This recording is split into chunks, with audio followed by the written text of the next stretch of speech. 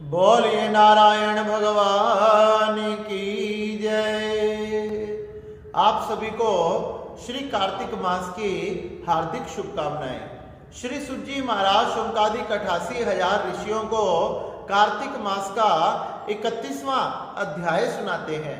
श्री सुजी महाराज कहने लगे, हे शौनकादिक 88,000 ऋषियों, भगवान कृष्ण कहते हैं कि प्राचीन काल में उज्जैन नाम के नगर में, उज्जैनी में एक महापापी करूर धनेश्वर नाम का ब्राह्मण रहता था।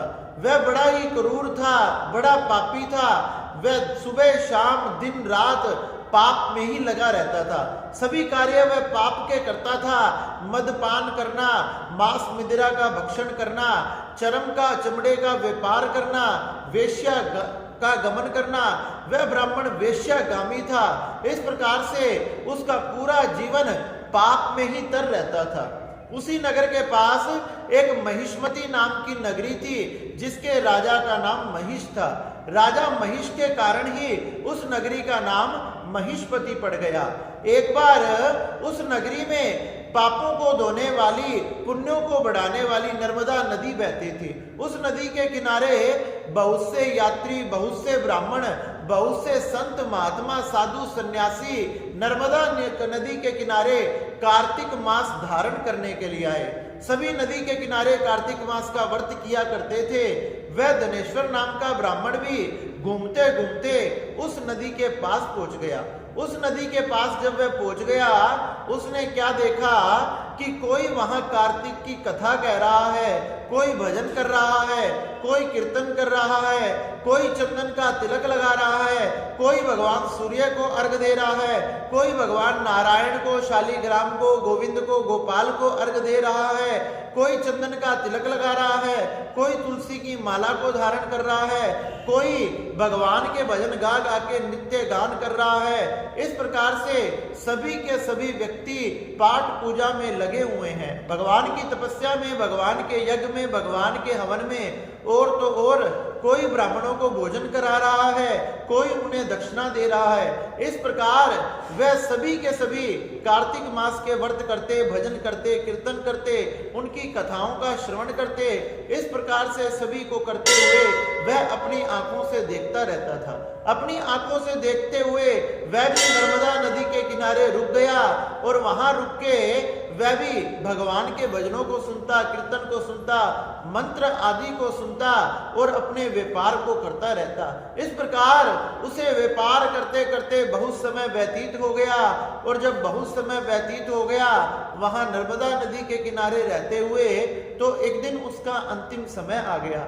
जब अंतिम समय उसका आया तो एक सर्प ने उसका दंशन कर लिया।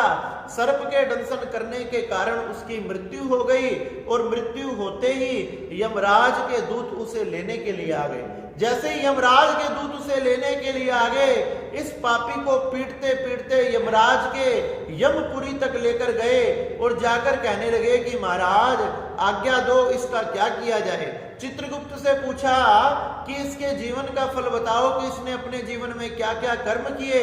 तो चित्रगुप्त कहने लगा, महाराज अगर 1 साल तक लगातार भी इसके पापों की सूची आपको सुनाता रहूंगा, फिर भी इसके पाप पूरे होने वाले नहीं है। इसने अपने पूरे जीवन में जन्म से लेकर मृत्यु तक पाप ही पाप किए हैं। ऐसा कोई कर्म नहीं है जो इसने ना छोड़ा हो। छोटे से छोटा, बड़े से बड़ा, सभी गलत कार्यों को इसने अपने जीवन में किया।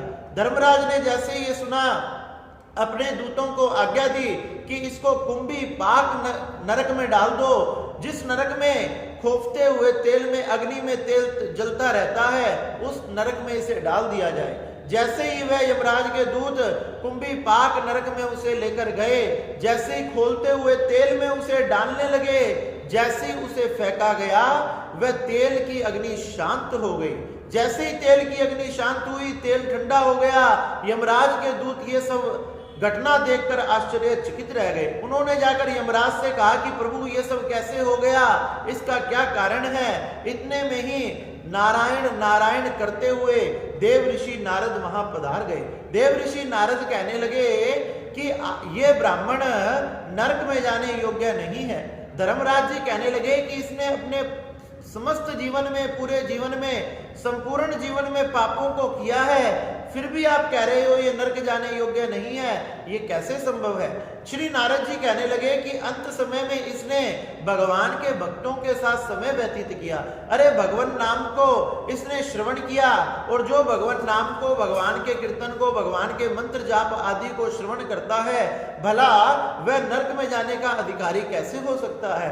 अरे इसने तो साक्षात कार्तिक मास की कथा को सुना, मंत्रों को सुना, भजन को सुना, इसलिए ये नरक में जाने योग्य नहीं है। आप इसे यक्ष योनि प्रदान करें, केवल इसको नरकों का दर्शन करा दें, जिससे इसके किए हुए जन्म जन्मांतर के पाप नष्ट हो जाएंगे, और इसे यक्ष योनि प्रदान करें। भगवान श्री कृष्ण कहते हैं, सूत जी महाराज कहने लगे, इस प्रकार से पूरे जीवन में भी पाप करने पर भी उस ब्राह्मण को नरक की यातना नहीं करनी पड़ी, क्योंकि अंत समय में उसने कार्तिक मास को धारण करने वाले व्यक्तियों का संग किया, उसको श्रवण किया, भजन को श्रवण किया, कीर्तन को श्रवण किया, मंत्र को श्रवण किया, उसी के प्रताप से उसका उद्धार हो गया।